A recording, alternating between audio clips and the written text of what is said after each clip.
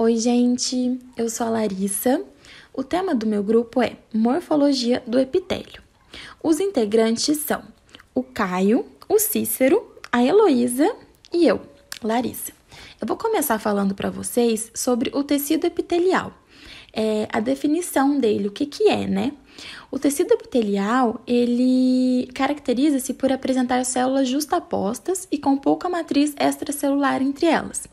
Ele tem como função também cobrir a superfície do corpo, revestir as cavidades ou canais e participa da formação de glândulas. Ele é composto, por células poliédricas adjacentes, ou seja, a membrana em contato íntimo, sem que haja aparentemente qualquer tipo de substância intersticial ou fundamental entre elas. Sabemos também que o tecido epitelial ele tem algumas funções, Algumas funções gerais, como, por exemplo, revestimento e proteção da superfície do corpo, como eu citei logo ali em cima, absorção de substâncias, secreção de substâncias, função sensorial, transporte transcelular de moléculas e controle do movimento de materiais entre o compartimento do corpo, através de permeabilidade seletiva das junções intracelulares. Classificação dos tecidos epiteliais, histologia, revestimento e glandular. Fisiologia, epitélio de troca, epitélio de proteção, epitélio de transporte, secretor e protetor.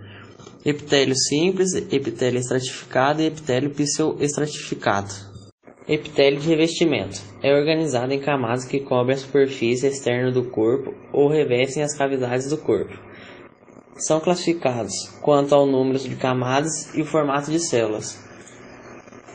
É formado também por células justapostas, entre as quais se encontram poucas substâncias extracelulares. Quanto ao número de camadas de cada tecido.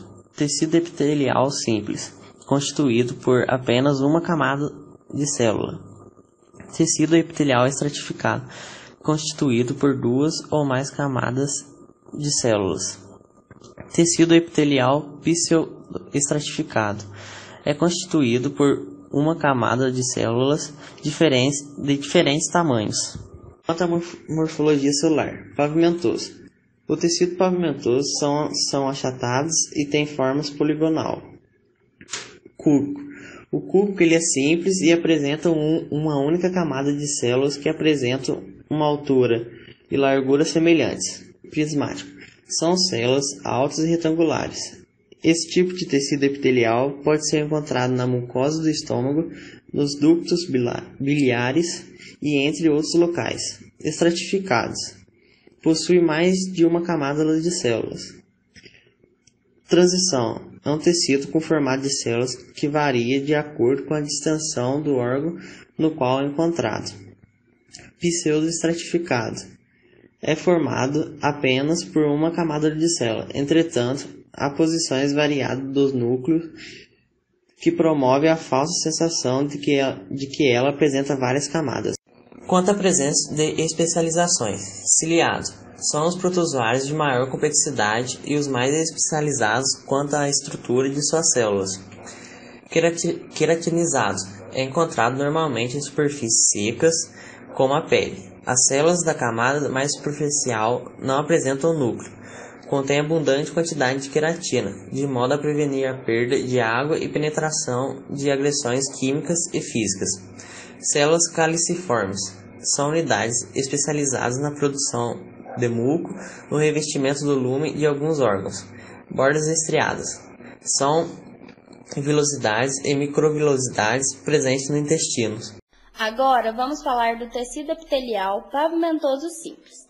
Esse tecido é composto por células achatadas de forma irregular que constituem uma superfície contínua, geralmente comparada a um pavimento.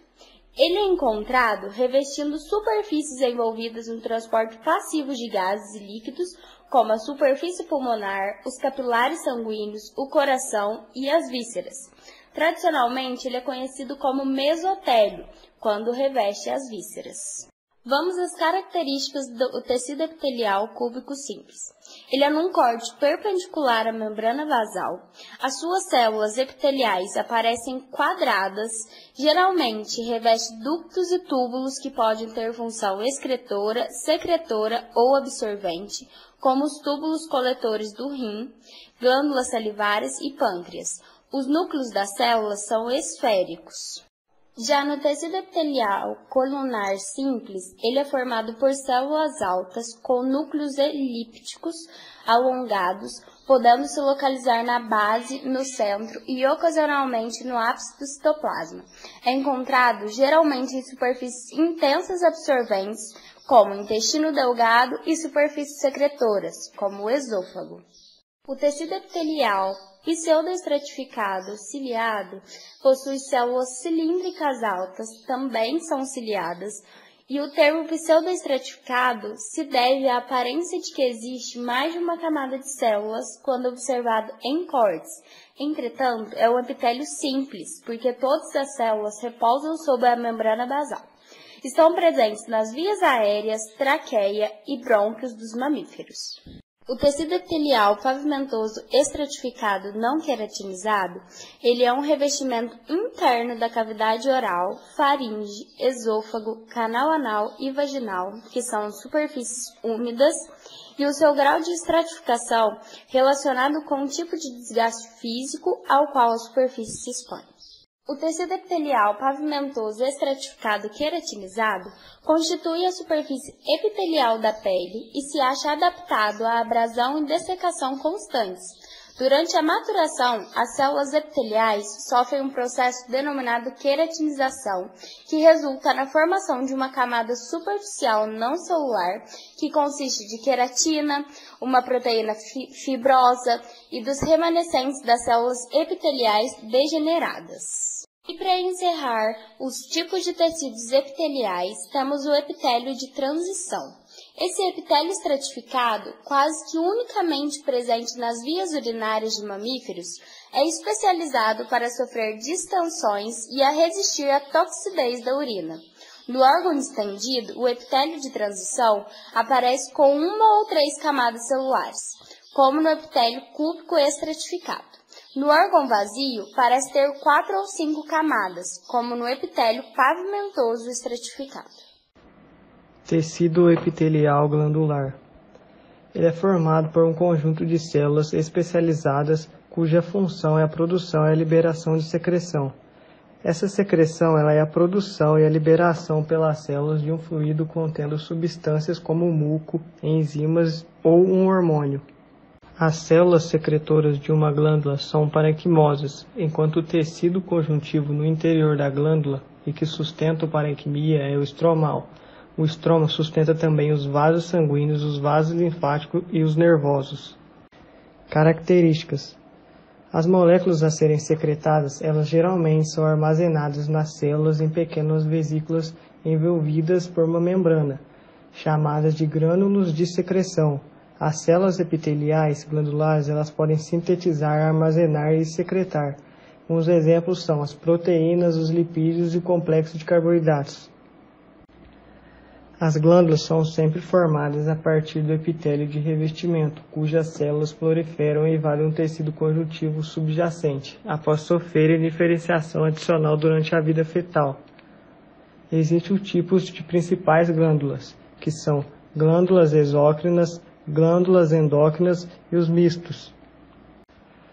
Glândulas endócrinas não possuem ductos e sua conexão com o epitélio foi obliterada durante o desenvolvimento e sua secreção é liberada diretamente na corrente sanguínea e transportada para o local de ação e o seu tecido-alvo. A secreção das glândulas endócrinas contém hormônios. Já as glândulas exócrinas, elas mantêm sua conexão com o epitélio do qual se originam. Possuem ductos tubulares formados por células que transportam a secreção glandular para a superfície do corpo ou para o interior de um órgão cavitário. Os exemplos delas são glândulas sudoríparas, salivares e intestinais. Já as mistas, elas são encontradas no pâncreas, que possuem porções secretoras exócrinas e também endócrinas. Classificação. Os epitélios que constituem as glândulas do corpo, eles podem ser classificados de acordo com vários critérios. Glândulas unicelulares, elas consistem em células glandulares isoladas, e glândulas multicelulares, elas são compostas de agrupamentos de células. Em exemplos de glândula unicelular, é a célula calciforme, presente no revestimento do intestino delgado ou do trato respiratório. O termo glândula é normalmente mais usado para designar agregados maiores e mais complexos da célula. Glândulas exócrinas. Temos a glândula simples tubular ramificada, glândula simples tubular enovelada e a glândula simples acinosa ramificada. As glândulas simples possuem apenas um duto não ramificado, enquanto as compostas possuem dutos ramificados. De acordo com a organização celular da parte secretora das glândulas exócrinas, podemos classificá-las em tubulares, quando a parte secretora apresenta a forma de tubo, tubulares enoveladas, tubulares ramificadas e aciosas, quando a parte secretora apresenta-se forma esférica. As glândulas compostas, né? Nós temos 3 tipos de glândulas compostas. Como nós podemos ver aqui na primeira imagem, nós temos a glândula composta alveolar, a glândula composta tubular ramificada enovelada, que é essa segunda imagem, né? Que aqui fala que é a lâmina de duodeno. E, por fim, a terceira glândula é a glândula composta túbulo alveolar, que é nessa terceira imagem aqui. Glândulas endocrinas. Folicular. As células formam vesículas ou foliculos preenchidos por material secretado. Glândula endocrinas cordonal. As células formam cordões anastomosados entremeados por capilares sanguíneos. Tipos de secreção. Existem 3 tipos de secreção, que são a mucosa, a serosa e as mistas. A mucosa, elas são espessas e ricas em glicoproteínas, o muco, e o exemplo delas são as glândulas salivares. Já as serosas, elas são fluídas, aquosas e ricas em proteínas. Um exemplo delas são as glândulas secretoras do pâncreas. E temos a mistas, que os 2 tipos de secreção, eles ocorrem juntos. E o exemplo delas é a glândulas salivares. Nesse slide, vamos mostrar como é formado um tecido glandular. Temos o epitélio, aí vai ocorrer uma proliferação das células e a sua penetração no tecido conjuntivo subjacente. Aí, logo após, vai haver uma formação de uma glândula endócrina folicular e vai obter cordões de células formando uma glândula exócrina cordonal e, em seguida, vai haver uma formação de uma glândula exócrina. Então, esse foi o nosso seminário, Renatinha. Espero que tenha gostado. Aqui estão nossas referências bibliográficas, com todos os dados de onde a gente fez todas as pesquisas. E espero que você tenha gostado. Foi um prazer estar aqui novamente.